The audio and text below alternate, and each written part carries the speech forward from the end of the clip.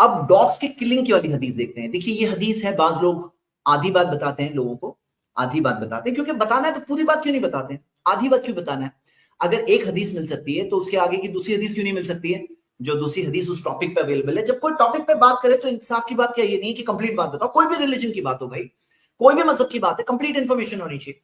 तो जामिया तिर्मिज़ी में हदीस है, नबी सल्लल्लाहु अलैहि वसल्लम ने फरमाया कुत्ते के ताल्लुक से कि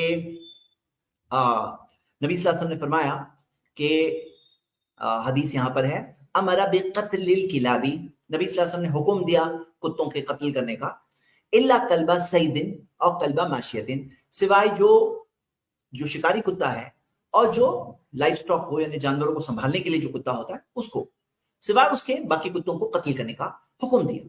लेकिन ये बात अधूरी है, मैंने बताया। आप कंप्लीट इंफॉर्मेशन सही मुस्लिम की इस हदीस में देखिए, और इस हदीस के अंदर आगे जाकर आप देखोगे कि नबी सल्लल्लाहु अलैहि वसल्लम ने हुक्म दिया था, लेकिन फिर क्या हुआ उसके आगे के हिस्से में, सेकंड जो देन अल्लाह प्रॉफिट सल्लल्लाहु अलैहि वसल्लम फोरबेड देयर किलिंग, वो वाला हिस्सा पढ़िए जो आगे है। नबी सल्लल्लाहु अलैहि वसल्लम ने क्या फरमाया, थुम्मा नहा नबी सल्लल्लाहु अलैहि वसल्लम अन क़त्लिहा, फिर मोहम्मद सल्लल्लाहु अलैहि वसल्लम ने मना किया उनके कत्ल से। वक़ाला अलैकुम बिल अस्वदिल बहीमी ज़िन नुक़्ततैनि फ़इन्नहु शैतान, तो तुम्हें चाहिए कि सिर्फ जो जेट ब्लैक कुत्ता है जिसके ऊपर 2 डॉट्स होते हैं, ये एक रेयर टाइप का कुत्ता होता है, उसी को कत्ल करो, वो शैतान है। बाकी जनरल जो था एक टाइम के लिए था, फिर मना कर दिया। अब आपको ये समझना है कि एक सिचुएशन होती है जिसके लिए कहा गया, और अगर और डिटेल चाहिए तो ये चीज देखिए, क्योंकि मोहम्मद सल्लल्लाहु अलैहि वसल्लम ने कहा कि हराम के मुहरिम जो होता है, जो एहराम की हालत में, जो आपको पता है हज करने जाते हैं, उम्रा करने आते हैं, तो मुस्लिम से एहराम पहनते हैं, उसके अंदर किसी भी टाइप की कोई क्रीचर को मारने की इजाजत नहीं होती, कुर्बानी करना चाहिए, मतलब कुर्बानी जो होती है वो अलाउड है, लेकिन कोई जानवर को कत्ल करना अलाउड नहीं होता है।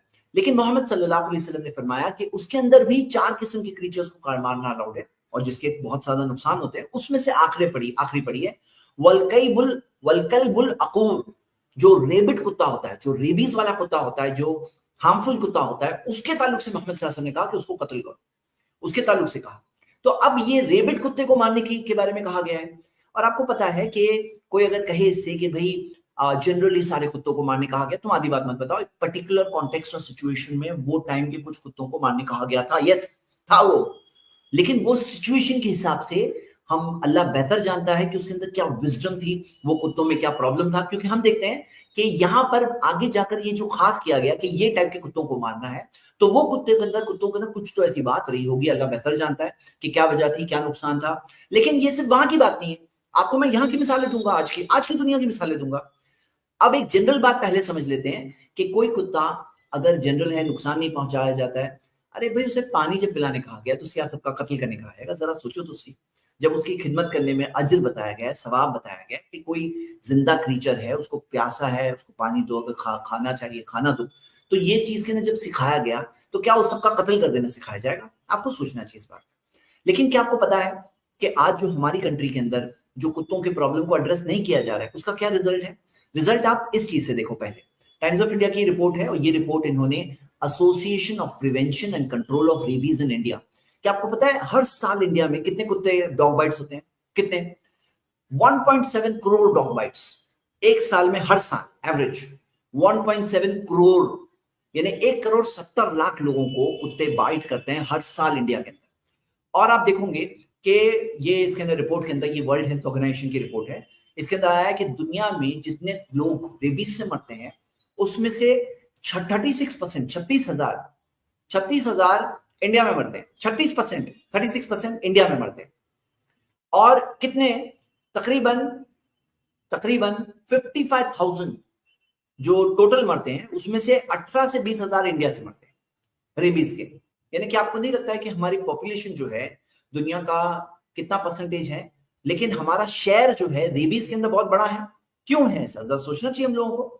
और अक्सर जो होते हैं जो छोटे बच्चे, और आप केसेस देखोगे, ये रेबीज के केसेस ये तो है, आप अभी आपको असॉल्ट के कैसे केसेस मिलेंगे कि पूरे पूरे छोटा बच्चा है, बच्चे को आके पैक ऑफ डॉग्स ने अटैक किया, उसका कत्ल कर दिया, मतलब वो बच्चा मारा गया उसके अंदर। ऐसे कई केसेस रिपोर्ट हो रहे हैं कंटिन्यूसली। रेबीज तो क्या है, बाइट करके चला गया और उसको रेबीज हो गया, ये एक बात है, लेकिन जान ले लिया, ऐसे भी केसेस आपको मिल रहे हैं। हाँ, जो हम देख रहे हैं ये डॉग्स की प्रॉब्लम की वजह से, जो हमें समझना चाहिए। और इसके अंदर एक्चुअली अगर आप देखें, ये वो रिपोर्ट है जिसके अंदर दिया गया है कि अगर रेबीज हो जाए तो फिर उसके अंदर क्या होता है, उसका मोर्टालिटी रेट क्या है, ये इसका मोर्टालिटी रेट ये इस तरह से होता है कि ऑलमोस्ट यानी कि कंफर्म डेथ 100% फेटल दिया है। रेबीज इज वर्चुअली 100% फेटल, यानी कि हो गया तो फिर मौत कंफर्म हो जाती है, लेकिन रेबीज ना हो उसकी कोशिश होती है। तो ये इतना सीरियस मामला है। और ये देखिए केरला की रिपोर्ट कि जिसके अंदर हम देखते हैं कि जब एक बच्चे को कुत्ते ने मार दिया, एरिया के 11 साल का बच्चा था, तो पैक ऑफ डॉग्स ने आकर के उसको मार दिया, जब उसका कत्ल कर दिया बच्चे का कुत्तों ने, तो फिर वो एरिया के लोगों को समझ में आया, केरला की लोकल बॉडी ने सुप्रीम कोर्ट को में पिटीशन फाइल की कि ये जो रेबिड डॉग्स होते हैं इनको यूथनाइज किया जाए, यानी इनको मारा जाए। और आप वेस्टर्न कंट्रीज का फिगर्स देखो, आपको अमेरिका में हर साल का फिगर मिलेंगे कि कई लाख कुत्तों को यूथनाइज किया जाता है, मारा जाता है। जब इस तरह की जो इन्फेक्शन और प्रॉब्लम्स की बात होती है तो हम देखते हैं कि ये हो रहा है। मैं नहीं कह रहा हूं कि वो सब कुछ हर जगह, बिकॉज बात चीजें जो होती है वो लोग रॉन्ग सोल्यूशन भी करते हैं, हम उसके अंदर साथ में नहीं है, लेकिन रेबिड जो डॉग्स होते हैं ये प्रॉब्लम सीरियस होता है। और ऐसे डॉग्स जो स्प्रेड कर रहे हैं वो चीज, उसको मारना इंसानों के लिए बेहतर है, रहमत है। इतने सारे लोग जब सफर हो रहे हैं, उनको तकलीफ हो रही है, तो हमें सोचना चाहिए ये चीज। चाइना की मिसाल देखिए, चाइना ने rabies campaign, anti rabies campaign में 5,000 डॉग्स को किल किया, सिर्फ एक सिटी के अंदर 5,000 डॉग्स को किल किया।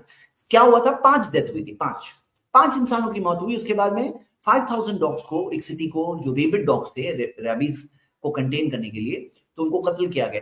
तो हम देखते हैं कि ये एक मिसाल है हमारे सामने, एक मिसाल है। मैं नहीं कह रहा हूं सब चीज हर जगह सही है, लेकिन ये भी एक चीज है हम सबके सामने।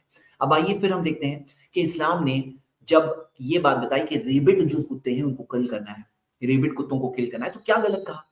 भाई इंसानों को तो बाद में जाके रिसर्च के जरिए पता चल रहा है, स्टडी के जरिए पता चल रहा है कि रेबीज कितनी खतरनाक डिजीज है, क्या प्रॉब्लम्स होते हैं, उसके फेटिलिटी रेट क्या है, ये सारी बातें बाद में हम लोग को पता चल रही है। उसी तरह जब इस्लाम ने कहा कि कुत्ते का को घर में मत रखो, वो हो रहेगा, लिक करेगा जगह जगह पे लिक करेगा, और बाज कुत्ते जो होते हैं उसके अंदर से उनकी जो सलाइवा, जो राल होती है वो टपकती रहती है, हाँ टपकती रहती है, तो वो चीज पूरे घर में स्प्रेड होगी।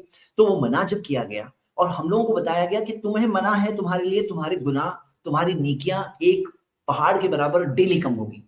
हाँ ये बात है कि हर किसी को इन्फेक्शन नहीं होगा, लेकिन जो होगा जिनको, उनके लिए तकलीफ है, एक अवॉइडेबल प्रॉब्लम है जिससे वो बच सकते थे। और ये तो हमें इतना पता चला है, और कितना कुछ है वो पता नहीं चला है, जो ग्रेजुअली पता चलेगा। ये सब रिसेंट रिपोर्ट्स है, जो रिपोर्ट्स हम देख रहे हैं ये आने वाले पिछले 4-5 सालों में लोगों को पता चला है। ऐसे केसेस सामने आए जो पिन पॉइंट किया जा सका कि ये केस के अंदर ये कुत्ते की वजह से हुआ, तो जाके हम इतना लंबा डिस्कशन भी आज कर रहे हैं।